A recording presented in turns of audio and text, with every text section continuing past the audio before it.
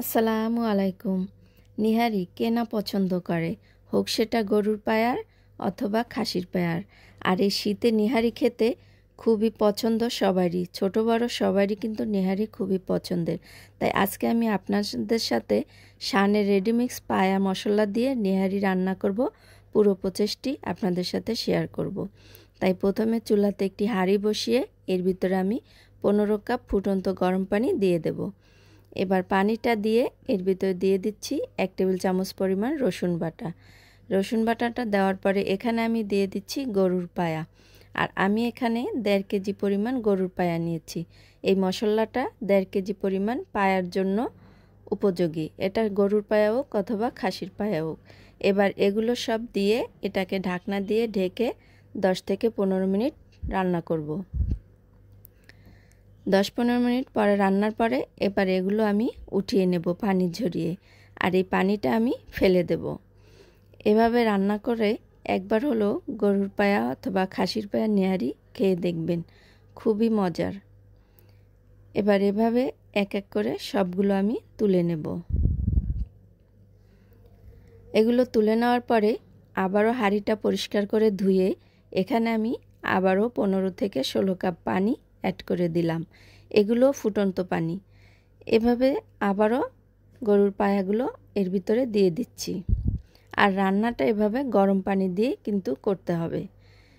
এবার পায়াগুলো দেওয়ার পরে দিয়ে দিচ্ছি 1/2 কাপ পেঁয়াজ কুচি।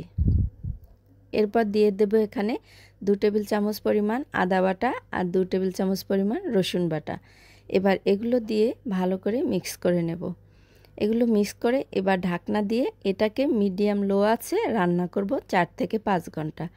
5 ঘন্টা পরে আমি ফিরে আসলাম। দেখুন এগুলো সেদ্ধ হয়ে গেছে আর পানিটাও অনেকটা টেনে গেছে। আর আমার এই নিহারির পায়াগুলোতে কিন্তু চামড়া আছে।